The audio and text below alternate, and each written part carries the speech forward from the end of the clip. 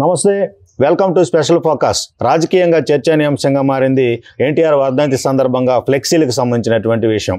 ఎన్టీఆర్ ఘాటు వద్ద ఏదైతే ఫ్లెక్సీలు జూనియర్ ఎన్టీఆర్ సంబంధించినటువంటి అభిమానులు ఏర్పాటు చేశారో వాటిని తొలగించి పక్కన పెట్టినటువంటి నేపథ్యంలో జూనియర్ ఎన్టీఆర్ అలాగే హరికృష్ణ కుటుంబానికి బాలకృష్ణ కుటుంబానికి జూనియర్ ఎన్టీఆర్కు అలాగే బాలకృష్ణకు మధ్య పెద్ద గ్యాప్ ఉంది, అగాధం ఏర్పడింది అనేటటువంటి ఒక పెద్ద ఎత్తున కూడా ఏదైతే ఒక చర్చ వైసీపీకి సంబంధించి ప్రధానంగా జరిగింది. మరోవైపు ప్రజల్లో కూడా ఏం జరిగింది అనేటటువంటి పరిస్థితి. దీనికి సంబంధించి అసలు ఏం జరుగుతుంది, అక్కడ జరిగింది ఏంటి, ఏదైతే ప్రజల్లో చర్చకు దారితీసినటువంటి అంశం ఏంటి అనేటటువంటిది మనం అడ్వకేట్ రజనీ గారు ఉన్నారు, ఆమె కూడా ఈ విషయాన్ని నిశ్చితంగా పరిశీలించారు, ఆమె అభిప్రాయం తెలుసుకుందాం.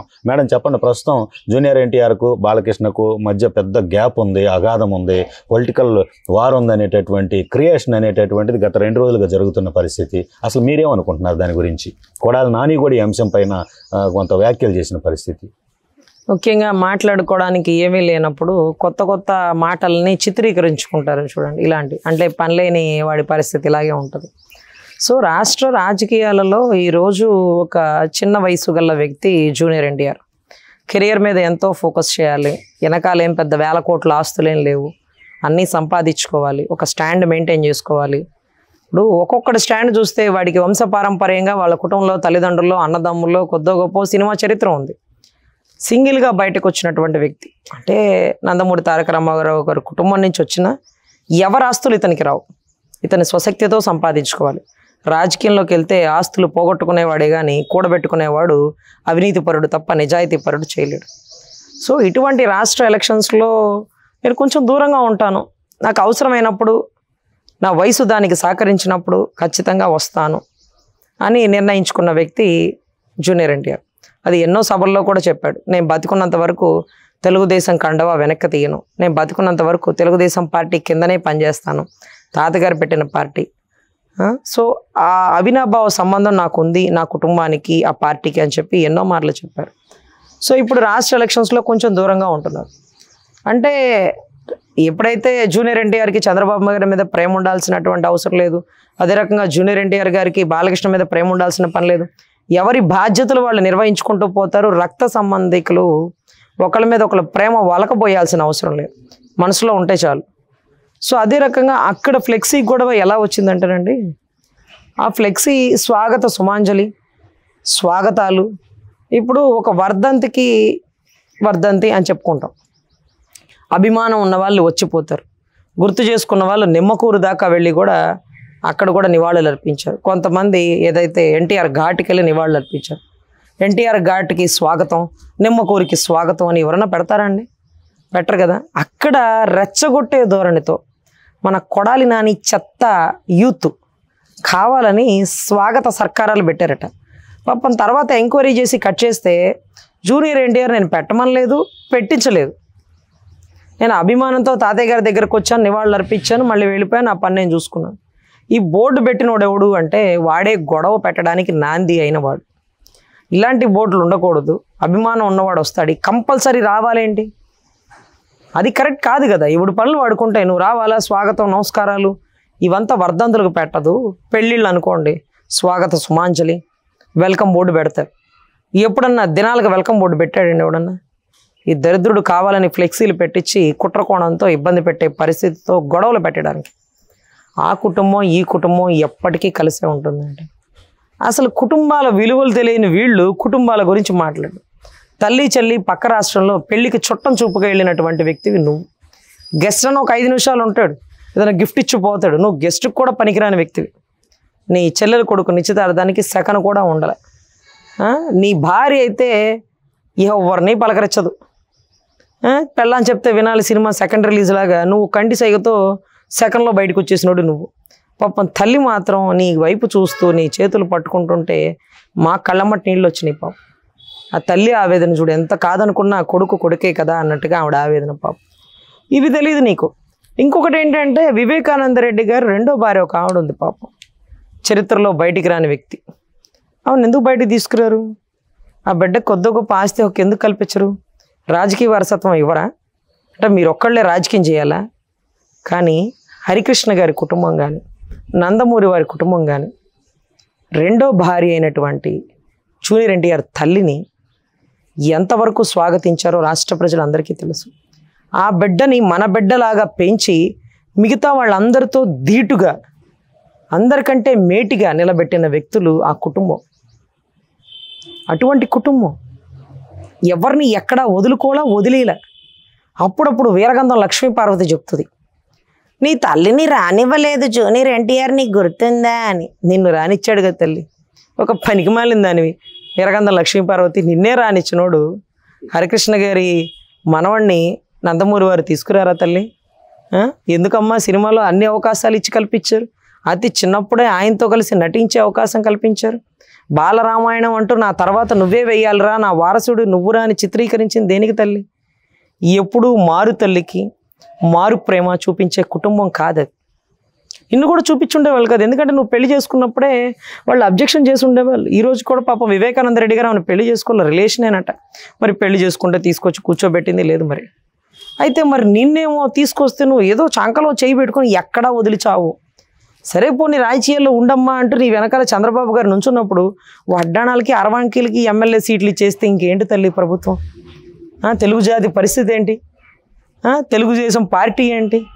అర్ధరాత్రులు కాంగ్రెస్ పార్టీలతో కలిపేసి నువ్వు బేరం పెట్టేస్తావా? అయినా అర్ధరాత్రి గుండెపోటు వచ్చింది ఒక వ్యక్తికి, కార్డియాటిక్ డాక్టర్ని పిలిపిస్తారా, గైనకాలజిస్ట్ని పిలిపిస్తారా? వచ్చింది గుండెపోటేనా? నువ్వు బిడ్డలు కనడానికి ప్రయత్నిస్తున్నావంట కదా, అది ఎంతవరకు సమంజసం తల్లి? ఒక వారసుని బయటకు దింపుదాం అనుకున్నావా? వాడి పేరు వీరగంధం పెడతావా? నందమూరి వారి వారసుడే ఆస్తి మొత్తం లాగాలనుకుంటావా? ఏదో నీ ప్రయత్నం నువ్వు చేసినావమ్మా, అక్కడ వర్కౌట్ అవ్వలే, వంశం అక్కడతో అంతరించిపోయింది, నీ దాకా రాలా, నీ కడుపులో ఉద్భవించలా. లేకపోతే నువ్వు ప్రయత్నించేదానివి. నువ్వు అప్పుడే అసెంబ్లీలోకి వెళ్ళి కూర్చొని ముసుగులేసినటువంటి వీర మహిళవి నువ్వు. పాపం వీరగంధం సుబ్బారావు ఏ పరిస్థితిలో ఉన్నాడో తెలుసా నీకు? పాపం తినడానికి తిండి లేక, తిండి అందించేవాళ్ళు లేక, భర్త చదువుకోమ్మా అని బయటికి పంపించి, భర్త ప్రపంచాన్ని చదువమ్మా అని బయటకు పెంచి, విశ్వవిఖ్యాత నట సార్వభౌముడైనట్టు నందమూరి వారి చరిత్ర రాయమ్మా నీకు అవకాశం కల్పిస్తే, చరిత్రలో చివరి పేజీలో నీ సంతకం కావాలన్నట్టుగా నువ్వు దూరిపోతావా? ఆ కుటుంబానికి ఆ తండ్రిని వేరు చేస్తావా? భర్త శత్రువులుగా చేస్తావా? మొన్నటి రోజు ఏదైతే పురంధేశ్వర్ గారు ఒక కాయిన్ రిలీజ్ చేస్తూ అందరు కుటుంబం అంతా ఢిల్లీ పోతే, నన్ను తీసుకెళ్ళలేదు, నేను నందమూరి లక్ష్మీపార్వతినండి. నువ్వు ఇంకా వీరగంధం లక్ష్మీపార్వతిగానే మాకు తెలుసు. ఆయన ఉన్నంతవరకే నువ్వు నందమూరి లక్ష్మీపార్వతి. ఆయన లేని రోజు సంచి సబ్బేళ సర్దుకొని పక్కెళ్ళిపోవడమేనమ్మా నీ పరిస్థితి. నా మెల్ల తాళిగట్టలేదా అందరి సమక్షంలో అని. అసలు పాత వీడియోస్ చూస్తుంటేనండి ఆయన అడుగుతుంది, మీరు నన్ను ఎందుకు పెళ్లి చేసుకుంటున్నారు? నా అందం నచ్చా? నేను నట విశ్వవిఖ్యాత ప్రఖ్యాత అని ఏంటో మరి అడుగుతుంది. ఆయన అంటాడు, లేదు నీలో గుణం నచ్చి, నీలో గొప్పతనం నచ్చని. సావిత్రి కాలి గోటికి పనికిరావు, వాణిశ్రీ చెయ్యి ఇదిలితే పనికిరావు, నువ్వు నీ బతుకు నిన్ను మళ్ళీ పెళ్లి చేసుకోవడం కేవలం చదువు ద్వారా దగ్గరయ్యో. ఎందుకంటే ఆయనకి చదువుకున్న వాళ్ళంటే మంచి గొప్ప గౌరవం. చదువుకున్న వ్యక్తి నువ్వు, కేవలం నీలో చదువే చూశాడు. నీ అందం, నీ హైటు, నీ పర్సనాలిటీ. ఆయన పిలిస్తే ఎంతోమంది వస్తారు, ఆ వయసులో చేసుకున్న వాళ్ళు కూడా ఎంతోమంది ఉన్నారు. కానీ నీలో చదువు, వినయం, విజ్ఞత నచ్చి పెళ్లి చేసుకున్నారు. పెళ్లి చేసుకున్న తర్వాత ఏకులాగొచ్చి మీకయ్యో. అన్ని పనులు బిడ్డలతో చేపించుకోలేక, అన్ని బిడ్డల్ని అడగలేక, ఆసరాగా ఒక వయసు తర్వాత కర్ర సాయంలాగా వీరగంధం లక్ష్మీపార్వతిని తీసుకొచ్చి పెట్టుకున్నారు. కానీ ఈరోజు వీరగంధం వచ్చి నందమూరి వారి ఆడబిడ్డలాగా అన్ని చోట్ల నేనుంటా అంటూ అసెంబ్లీని సైతం ఒక పక్కకు తీసుకొచ్చి కొత్త పార్టీ ఒకటి పెట్టబోయావు. గుర్తుందా నీకు? పార్టీలో మొత్తం సర్దుకుని వెళ్ళిపోయారు చూసావుగా. ఆయన ఉన్నప్పుడే నీ విలువ. మల్లెతీగ ఎంతో అల్లుకుంటుంది, కానీ అల్లికకి ఒక తెడ్డు లేనిదే అది ఏడల్లుతుంది. మంచి సువాసనతో నీ చదువుని వెదజల్లుదాం అనుకున్నావు, కానీ ఒక ఆసరా లేనిదే నువ్వు ఎట్లా పైకి వస్తావు? సో ఖచ్చితంగా నువ్వు ఎంత పెద్ద తప్పు చేసావో, కుటుంబాన్ని ఆయనకి కానీకండ చేసావు. చివరాఖరులో ఆయన ఆత్మక్షోభ కారణమయ్యావు. ఈరోజు కూడా సిబిఐ ఎంక్వైరీ పెడితే నీ బుద్ధి, నువ్వు ఆ టైంలో గైనకాలజిస్ట్ని ఎందుకు పిలిపించావు? వాడు చచ్చే పరిస్థితిలో ఉన్న గైనకాలజిస్ట్ని కూడా సిబిఐ ఎంక్వైరీ చేస్తుంది. సో ఖచ్చితంగా ఏదైతే చంద్రబాబు గారు వెన్నుపోటు పొడిచాడని కొన్ని కుక్కలు మురుగుతాయో, అది వెన్నుపోటు కాదయ్యా, లక్ష్మీపార్వతి చేసినటువంటి ఒక వగలమారి ప్రేమ పోటు. సో అమ్మా, నాయకుడు నీ అందాన్ని చూసి కాదు, నీ చదువు విజ్ఞతను చూసి మెచ్చుకొని నిన్ను దగ్గర తీశాడు.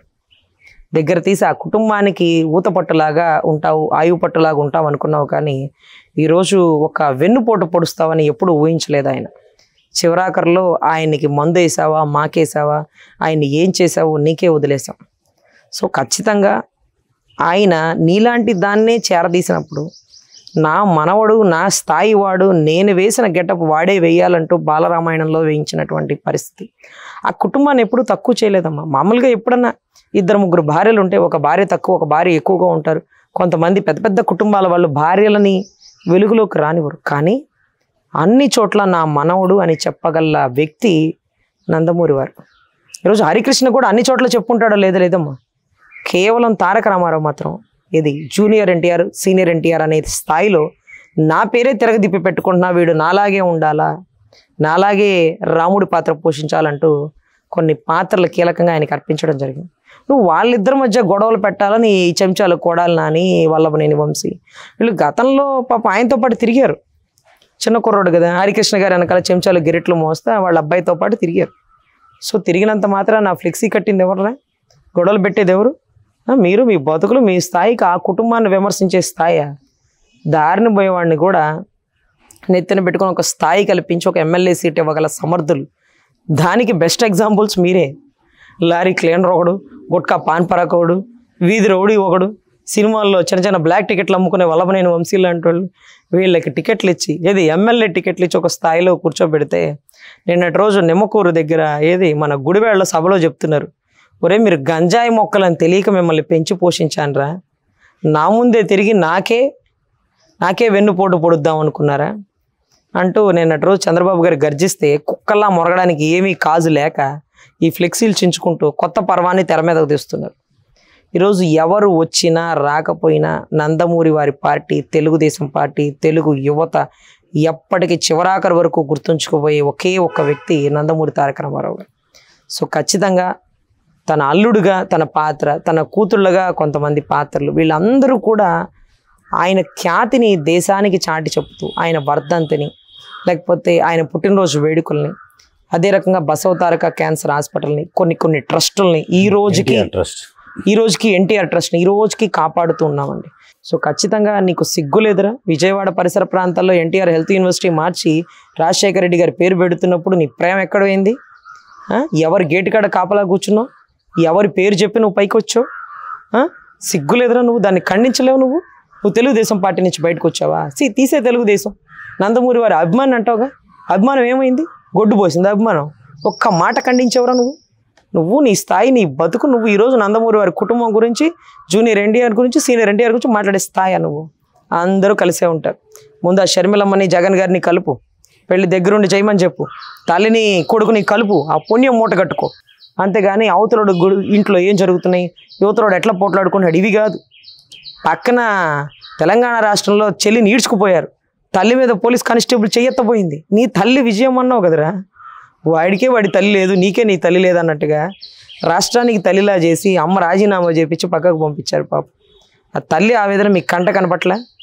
సరేలే, మీకు అంత ప్రేమ ఎక్కువైతే వివేకానంద రెడ్డి గారు రెండో భార్యను తీసుకొచ్చి ఆ కొడుకుని నందమూరి వారు ఎలా అయితే జూనియర్ ఎన్టీఆర్ గారికి అవకాశం ఇచ్చారో అంత స్థాయి మీ బతుకు మీకు ఎక్కదలే. కానీ కనీసం జనాలకు చూపించండి రా, వివేకానంద రెడ్డి గారి సంతానం ఇదేని జనాలకు చూపించండి, ఆస్తిలో వాటా ఇవ్వండి, రాజకీయ భిక్ష కల్పించండి, ఆ కుటుంబాన్ని పైకి తీసుకురండి. ఇది ఒకరిని చూసి ఆ వారసత్వంగా తీసుకునేది. సో ఖచ్చితంగా ఆయన ఆదర్శాలు ఎవరికి రావండి. ఈరోజు గొడవలు పెట్టాలన్న ఉద్దేశంతోనే ఫ్లెక్సీలు కట్టి పార్టీలో విభేదాలు తీసుకురావాలనుకున్న కొడాలి నాని, వల్లభనేని వంశీ, కొన్ని కంత్రిగాళ్ళకి కుటుంబం ఎప్పుడూ కలిసే ఉంటుంది. రక్త సంబంధం ఎవరిని ఎప్పటికీ విడదీయవద్దు. సో ఖచ్చితంగా ముందు మీ కుటుంబం చూసుకోండి, షర్మిలమ్మ విజయమ్మని చూసుకోండి, కుటుంబానికి సేవను అందించండి, పెళ్లి దగ్గరుండి చేయండి, ఆ తల్లి విజయమ్మ కన్నీళ్లు తొడవండి. మీ బాధ్యత తల్లిని చెల్లిని కలిపి రాష్ట్ర ప్రయోజనాలకి చాటి చెప్పండి. Thank you madam. ఇది ఏదైతే రాష్ట్రంలో చర్చకు దారి తీసినటువంటి అంశం, వివాదాలకు ఏదైతే పురిగొల్పినటువంటి అంశంగా కూడా దీన్ని అడ్వకేట్ రజనీ గారు చెప్తున్నటువంటి పరిస్థితి. నందమూరి ఫ్యామిలీలో బాలకృష్ణకు సంబంధించి కావచ్చు, అలాగే హరికృష్ణ ఫ్యామిలీకి సంబంధించి కావచ్చు, జూనియర్ ఎన్టీఆర్కి సంబంధించి కావచ్చు, ఎలాంటి విభేదాలు, ఎలాంటి అరమరికలు లేవు. వాళ్ళంతా కూడా కలిసే ఉన్నారు. అవసరమైనప్పుడు రాజకీయాలకి ఏదైతే టీడీపీకి వెన్నుదన్నుగా ఉండేందుకు జూనియర్ ఎన్టీఆర్ ఎప్పుడు సిద్ధంగానే ఉంటానని గతంలో చెప్పారనే అంశాన్ని రజనీ గారు మరలా ఒకసారి కూడా ఈ అంశాన్ని తెలియపరిచినటువంటి పరిస్థితి అయితే ఉంది.